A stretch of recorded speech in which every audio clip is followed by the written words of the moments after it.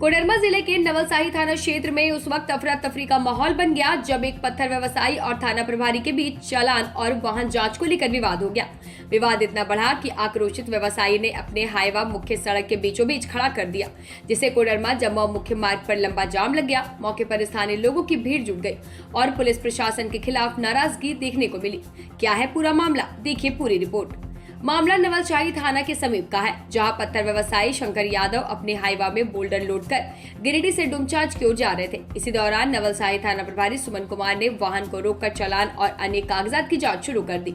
व्यवसायी शंकर यादव का आरोप है कि उन्होंने वाहन के सभी जरूरी कागजात पुलिस को दिखाए। इसके बावजूद भी थाना प्रभारी ने उनके वाहन को कोडरमा जिला के वापस कर गिरिडीह की ओर भेजने की कोशिश की, जिसे नाराज होकर उन्होंने अपने हाईवा सड़क के बीचों बीच खड़ा कर दिया। हाईवा सड़क पर खड़ा होते ही कोडरमा जम्मू मुख्य मार्ग के दोनों ओर वाहनों की लंबी कतारें लग गई। राहगीरों और आम लोगों को काफी परेशानियों का सामना करना पड़ा। घटना की सूचना मिलते ही धनवार के पूर्व विधायक राजकुमार यादव मौके पर पहुंचे और पुलिस प्रशासन पर गंभीर आरोप लगाए। पूर्व विधायक ने कहा कि क्षेत्र में पुलिस वसूली का अड्डा चल रहा है और इस तरह से कार्रवाई बंद नहीं हुई तो उग्र आंदोलन किया जाएगा। पुलिस आम लोगों और व्यवसायियों को परेशान कर रही है। अगर यही स्थिति रही तो आंदोलन किया जाएगा। वहीं पूरे मामले पर कोडरमा एसपी कुमार शिवासेस ने कहा है कि थाना प्रभारी से बात की गई है और स्पष्ट निर्देश दिया गया है कि जिन वाहनों के कागजात सही हो उन्हें अनावश्यक रूप से नहीं रोका जाए। फिलहाल पुलिस ने मामले को शांत कराकर सड़क से जाम हटवा दिया है, लेकिन इस घटना के बाद पुलिस की कार्यशैली को लेकर एक बार फिर से सवाल खड़े हो रहे हैं। अब देखना होगा कि प्रशासन इस मामले में आगे क्या कार्रवाई करता है। उधर से आ रही, कहाँ से अपना नाम परिचय दे। जमुआ से जी। क्या बोल्डर लेकर है जी? अच्छा, फिर चलान के साथ है। अंडरलोड माल है। बिल्कुल 1 किलो भी ओवरलोड नहीं। काटा स्लिप भी बड़ा बाबू को दिया गया। काटा स्लिप भी देखा। चलान में बोला मोहर नहीं मारा हुआ है। कहाँ पे मोहर लगाने की बात है? ये मोहर सर हम लोग एक्चुअली है कि गाड़ी में ऑनलाइन चलान तो खदान पे एक्चुअली कोई सुविधा नहीं है, तो ऑनलाइन जहाँ का सिस्टम रहता है वहाँ काट के हम लोग को मोबाइल पर पीडीएफ के द्वारा ऑनलाइन चलान में भी मोहर की आवश्यकता हाँ, वो ऑनलाइन चलान के मोहर की आवश्यकता मांग रहे हैं। कोई नहीं होता है क्या? आज नहीं हुआ है क्या? नहीं।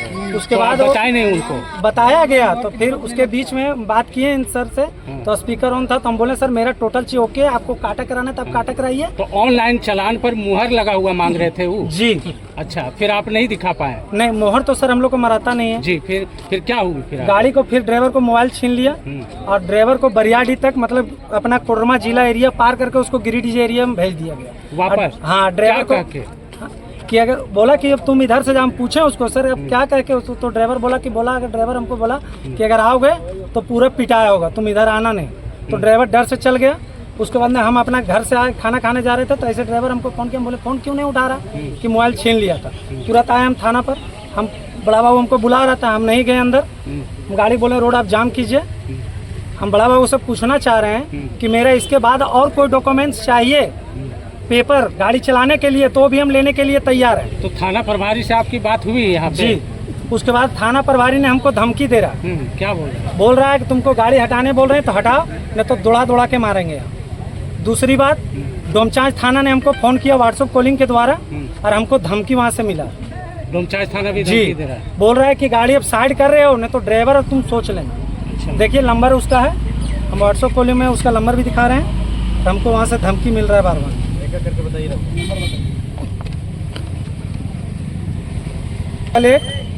2512578 डोमचांच थाना, ये तो नवलसाही थाना क्षेत्र। हाँ, लेकिन डोमचांच थाना से हमको धमकी आया है नंबर पे। बोला गया कि तुम गाड़ी साइड करो नहीं तो वरना तुम और ड्राइवर सोच लेना। अब वरीय पुलिस अधीक्षक से क्या मांग है? सर मांग यही है सर कि मेरा जांच कर लीजिए, अगर हम गलत हैं तो उसको आप कार्रवाई कीजिए, हम उसमें रेडी हैं। नहीं तो जो जांच गलत किया उस पर कर हाँ, जो जिस पे आप जांच अगर सही पाया गया तो जो मेरे को डिस्टर्ब करे उस पर आप कार्रवाई किया जाए। राजकुमार जी, नवलसाही थाना के समीप सड़क जाम की गई है, क्या कुछ मांगे हैं? हम तो अभी अपने बच्चे का कल सीओटी का परीक्षा में दिलाने जा रहे थे तो हम देखे कि यहाँ सड़क जाम है, यहाँ पब्लिक है, पब्लिक हमको रोका। हमने पूछा क्या बात है, तो एक पब्लिक जो इसका नाम शंकर है शायद, इन्होंने बताया कि सर मेरा ऑनलाइन चालान है, हम अंडर लोड के अंदर गाड़ी ला रहे हैं और उसके बाद में जो सो हमारा ड्राइवर को रोक लिया गया, उसका मोबाइल छीन लिया गया और यहाँ के थानेदार ने कहा कि तुम वापस बरियारडीह लौट जाओ, इधर की गाड़ी कोई नहीं जाएगा।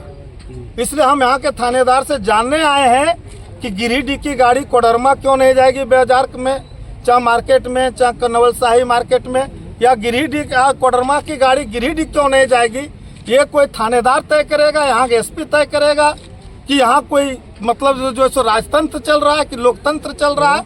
और ये सिर्फ एक लूट बनाने के लिए, जन दबाव बनाने के लिए कि कैसे अधिक से अधिक वसूली किया जाए, ये सिर्फ एक गुंडागर्दी है और हमारी पार्टी इसकी कड़ी निंदा करती है।